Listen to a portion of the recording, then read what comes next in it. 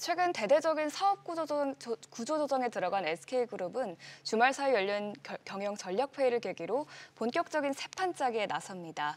친환경, 바이오, 반도체 등 다양한 미래 산업에 투자했던 SK가 이제는 AI와 반도체에 역량을 집중할 것으로 보이는데요. 인공지능의 승부수를 건 SK 이야기 자세히 살펴보겠습니다. 김대호 경제학 박사 모셨습니다. 박사님 안녕하세요. 네, 반갑습니다. 네, 박사님, 이번 SK그룹이 AI 집중 투자 계획이 현재 그룹의 위기를 극복하려는 전략이라고 하는데요.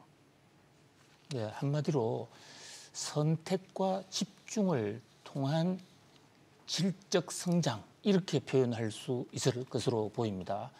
자, AI 지금 세상의 판을 바꾸고 있다고 지금 전 세계가 지목하고 있는 이 인공지능, 마치 17세기에 영국의 스티븐슨이 이 전기기관을 발명함으로써 인간의 육체 노동을 대신할 수 있는 기계를 통해서 산업혁명을 일으켰다면, 지금은 AI가 사람의 정신활동을 대신할 수 있는, 그러니까 전기기관 혁명보다 더 큰 혁명의 와중에 있고, 세계의 산업 판도는 AI 쪽에서 성부가 난다. 이게 최태원 회장과 SK의 어떤 결단으로 보여집니다. 사실 지금 전 세계가 인공지능의 흐름을 타고 있는데, 우리나라에서는 SK가 HBM을 통해서 가장 발빠른 행보를 보이고 있죠. 사실 인공지능의 핵심 부분에서 많은 부분에서 지금 한국은 소외되고 있는데, 그나마 SK가 있기 때문에 HBM을 통해서 우리도 지금 인공지능 열풍을 타고 있는데, 최태원 회장은 바로 선택과 집중, 그러니까 지금 잘 되고 있고 또 앞으로 성장 유망한 부분에 집중적으로 투자를 하면서, 또 기존의 산업에 대해서는 재무구조를 개선하는 그런 투트랙 전략을 천명했다, 이렇게 볼 수가 있겠습니다. 네, 그래서 그동안 SK그룹의 전체적인 사업 방향이 이 BBC, 즉 배터리, 바이오, 반도체였다면 이제는 좀 사업 방향이 AI에만 쏠려 있다고 해도 과언이 아닐 정도로 봐도 될 것 같은데요. 예, 그렇습니다. 일각에서는 SK그룹의 사업 구조 조정 방향을 BBC라고 흔히들 얘기해 왔습니다. 이 BBC라는 게 배터리, 바이오, 또 반도체, 이 세 개를 얘기하는데요. 자, 이 사업 방향도 근본적으로 변화가 있는 것이 아니냐. 그 방향이란 것은 AAA입니다. AAA. AAA는 첫째도 AI, 둘째도 AI, 셋째도 AI인데요. 그런데 이것이 AI만 하겠다는 게 아니라 SK가 갖고 있는 여러 산업에 AI를 접목시켜서 SK의 시너지를 높이겠다, 이런 얘기거든요. 자, 첫 번째로 AI 반도체에 집중하는 그 3대 역점 방향을 보면요. HBM, 고대역 메모리 반도체죠. 거기서 현재도 세계 1위입니다. 압도적인 1위인데 초격차, 제2위 기업이 따라올 수 없는 확고한 우위를 지켜나가겠다. 이게 첫 번째고요. 이것은 SK 하이닉스가 주도하게 되겠죠. 그다음에 이제 두 번째는 AI 데이터 센터. SK도 직접 인공지능을 교육시키고 학습시킴으로써 인공지능의 어떤 생산성 향상을 주도하겠다. 이것은 SK 브로드밴드가 주로 담당을 하게 됩니다. 그다음에 세 번째, 개인형 AI 비서. 이것은 지금 SK가 텔레콤을 통해서 휴대폰 통신 서비스를 하고 있는데, 여기에 개인형 서비스를 걸겠다. 자, 최태원 회장은 지금은 AI 말고는 할 얘기가 없을 정도다. 그런데 AI를 전 산업에 확장시키겠다, 이렇게 볼 수가 있습니다. 특히 최태원 회장은 AI를 통한 에너지 솔루션이라는 그런 대목도 이번 경영 전략회의에서 새로운 화두로 꺼냈습니다. 무슨 얘기냐면요. AI를 사용할 경우에 엄청나게 전기를 많이 소모하게 됩니다.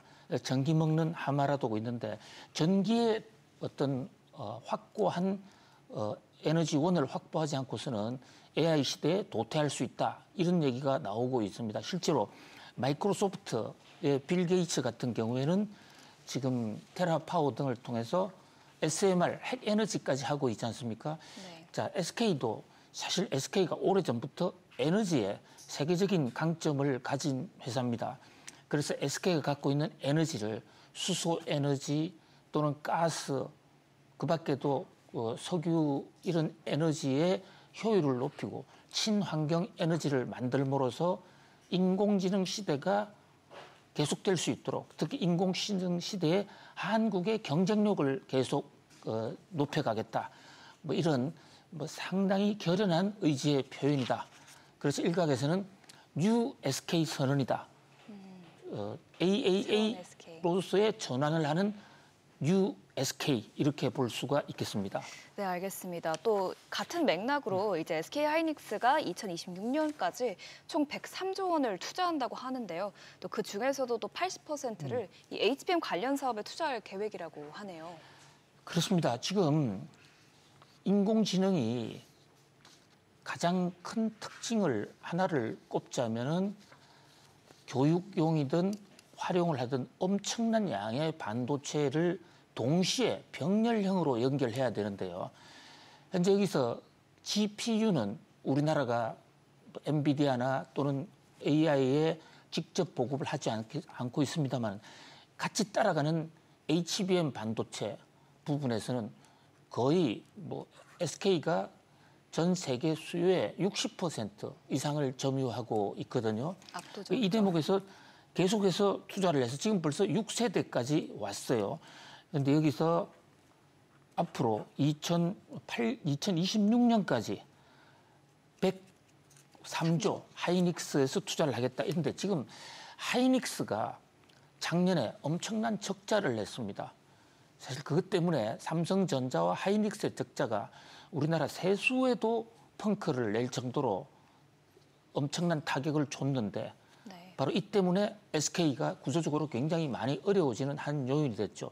그런데 이것은 구조적인 세계적 반도체 라이프 사이클에 따른 불경기 때문에 야기된 어쩔 수 없는 측면이 많이 있었어요. 그런데 천만다행으로 지금 SK 하이닉스가 흑자로 돌아서고 있습니다. 그것도 상당히 빠른 속도로 지금 흑자 규모가 확대되고 있어요. 네, 맞습니다. 랜드 플래시라든지 메모리 이런 부분은 또 가격 단가가 올라가는데요. 자, 이 대목에서 여기서 축적되는 돈을 그 투자 재원으로 활용해서 네.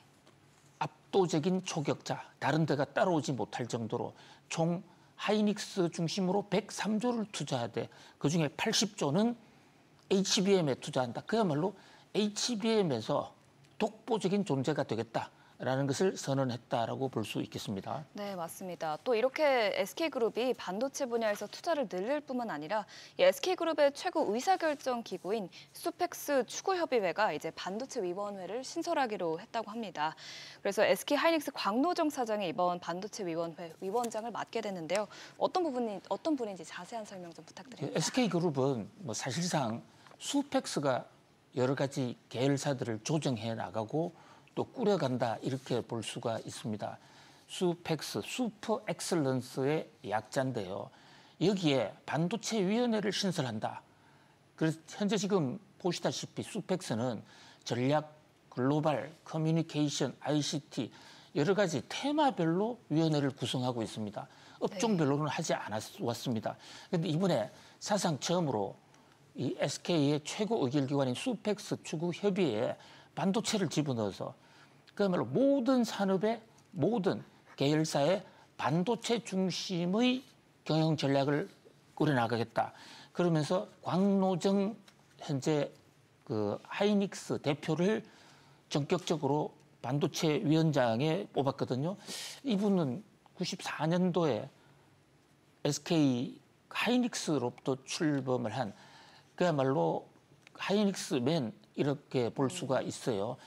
그다음에 SKC에서 입사를 했지만 하이닉스 쪽에서 잔뼈가 많이 굵었습니다. 그래서 이제 광노정 CEO가 등장을 했다는 얘기는 세대 교체에 겸해서 앞으로 SK 수펙스 그룹이 하이닉스 중심으로 어떤 거대한 새로운 판을 짜 나간다 이렇게 볼 수 있겠습니다. 네, 알겠습니다. 그만큼 이제 SK그룹이 반도체 경쟁력을 좀 강화하는 데 총력을 다한 것 같다라고 좀 볼 수 있을 것 같고요. 사실 지금 SK그룹에서 가장 문제가 되는 계열사가 또 SK온이잖아요. 그래서 이번에 SK그룹이 좀 중복 투자도 줄이고 계열사도 축소하면서 이제 사실상 SK온 살리기에 집중하는 것 아니냐라는 분석들이 좀 나오고 있어요. 예, 지금 SK가 이제 워낙 많은 회사를 하다 보니까 생기는 현상이기도 하겠습니다만은 일부 회사들이 뭐 좀 어려운 그런 상황입니다.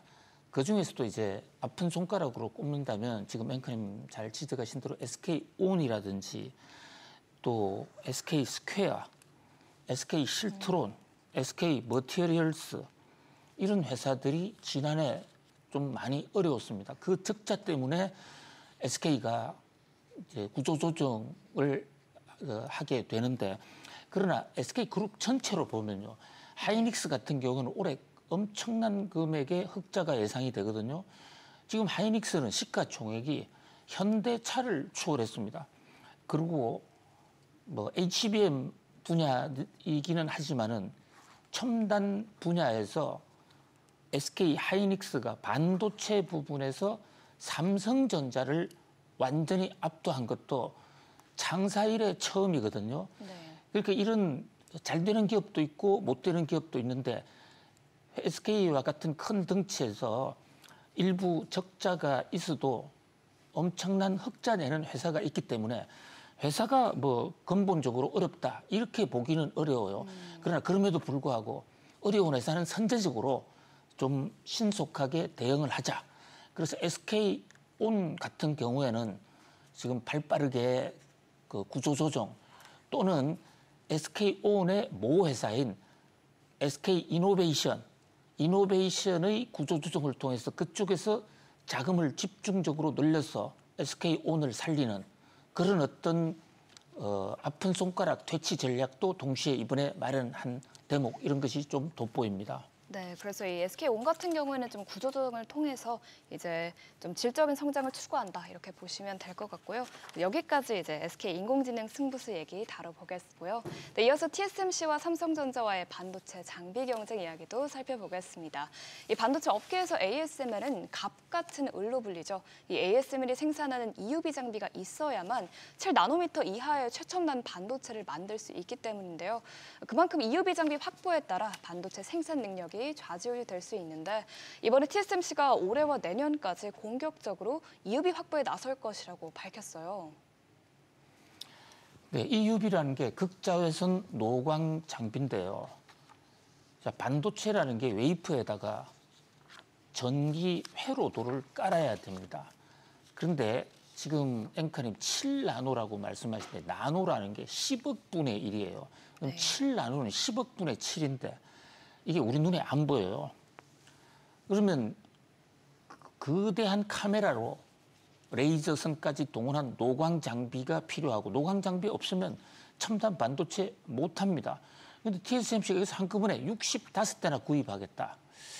자, 지금 노광 장비는 없어서 못 팔거든요. 네. 이 만들어낸 ASML이라는 곳에 한 해에 지금 100대를 채 만들지 못해요. 현재 지금 재고로 갖고 있는 게 100대가 채 안 되는데 그중에 TSMC가 65대를 싹쓸이를 해가 버리면 여기에 들어가는 돈만 해도 무려 17조입니다. 그럼 나머지 반도체 회사들은 어떻게 하느냐 이런 문제가 제기가 되고 있는 것입니다. 네. 특히 TSMC와 삼성전자는 직접적인 경쟁 관계 1위가 TSMC 점유율이 62%, 삼성전자가 2위인데 좀 많이 처지죠. 점유율이 11% 정도.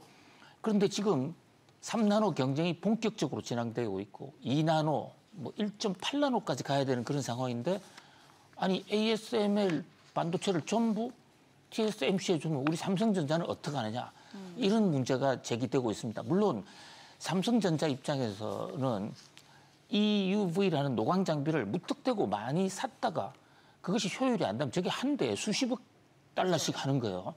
그러다 보니까 뭐 속도 조절을 하고 있는데 그 틈을 따서 TSMC가 싸그리 요즘 TSMC는 AI 때문에 엄청나게 많은 돈을 벌면서 그 돈으로 EUV를 노광 장비를 싹쓸이 해가는 것이 아닌가 그런 우려가 제기되고 있는 상황입니다. 네, 그래서 이 TSMC의 공격적인 장비 확보로 오히려 삼성전자의 좀 반도체 생산 경쟁력이 밀릴 수 있다는 점 참고해 보시면 좋을 것 같고요. 네, 근데 이런 가운데 삼성전자는 이번 달 9일에 삼성 파운드리 포럼을 개최할 예정인데 AI 반도체와 관련한 전략들이 대거 공개될 전망이라고 하죠. 그렇습니다. 이 삼성전자 뭐 정말 반도체 업계 세계 최강자였는데 AI 시대에 조금 삐걱거리는 모습입니다. 그래서 CEO도 전영현 대표로 전격 교체가 됐죠. 한마디로 AI에 필요한 메모리 고대역 반도체 HBM의 개발이 좀 늦어지는 바람에 생긴 현상인데요.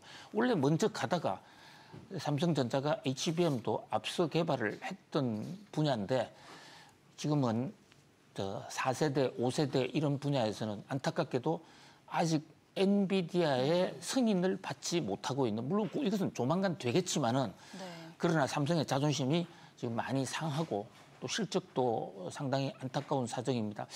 9일 날 서울에서 삼성 파운드리 포럼을 하고 앞으로 이 삼성의 시스템 반도체, 삼성은 메모리 부분에서는 뭐 세계 1위죠. 그런데 시스템 분야라는 파운드리 부분을 어떻게 갈 것인가. 협력사들을 전부 서울로 불러서 삼성의 AI 전략이 나옵니다. 전영현 신임 대표 이후에 첫 파운드리 포럼이거든요. 뭐 삼성전자 저력이 있는 회사니까 뭐 역전의 카드를 좀 뽑아내지 않을까 기대를 해 봅니다. 또 9일에 이제 삼성전자가 이 파운드리 포럼에서 파운드리부터 이제 패키징까지 원스톱으로 할 수 있는 이 서비스를 강조할 계획이라는 분석도 좀 있어요. 이거는 자세히 살펴볼 수 있을까요? 그렇습니다. 그러니까 결국은 삼성 파운드리에 에서 시스템 반도체를 좀 효과적으로 만드는 또 최첨단의 제품, 원스톱 AI 솔루션을 만든다. 그래서 이제 이 삼성전자의 패블리스 시스템 반도체라는 것은 파운드리 사실 제조 공정만 있기 때문에 패블리스 설계 회사들이 굉장히 중요한데 그동안에 국내 패블리스 회사들과 어떤 디자인, 어떤 설계를 해왔느냐 그것을 공개하게 되고요. 또 2나노 공정에 대한 후면 전력 공급 이 문제가 과연 탑재가 됐느냐 이런 것들이 관전의 포인트다 이렇게 볼 수 있겠습니다. 알겠습니다. 또 아까 말씀해주신 것처럼 사실 이 삼성전자의 HBM 그 엔비디아 납품 승인이 아직까지 안 나오고 있어요. 그래서 업계에서는 좀 한 3분기 정도로 보고 있는데 언제쯤 이게 승인이 날까요? 이게요 엔비디아 입장에서도 삼성전자 없으면 엔비디아의 GPU 팔기가 상당히 어렵습니다. 또 현재 지금 SK 하이닉스가 독점적으로 하다 보니까 엔비디아 입장에서도 삼성을 키워서 엔비디아의 경쟁 구도를 만들면서 가격을 좀 떨어뜨려보자. 이것이 젠슨 황의 전략인데요. 네. 그런데 아직까지는 지금 통과했다는 발표는 없는데 그러나 현재 기술에 큰 하자가 있다 이런 지적도 아니고 특히 젠슨 황도 최근에 삼성전자와 협력 관계를 깊이 하고 있다라는 얘기를 계속 한 것으로 봐서 조만간 발표가 될 것으로 보여집니다. 네, 또 발표가 되면 이제 삼성전자의 실적 상승세가 더 가팔라질 것으로 보인다고 합니다. 네, 오늘 소식 우리 여기까지 살펴보겠고요. 박사님 말씀해주신 부분 참고해 보면 좋을 것 같습니다. 오늘 모닝벨이 준비한 소식은 여기까지입니다. 박사님 오늘도 말씀 감사합니다. 고맙습니다.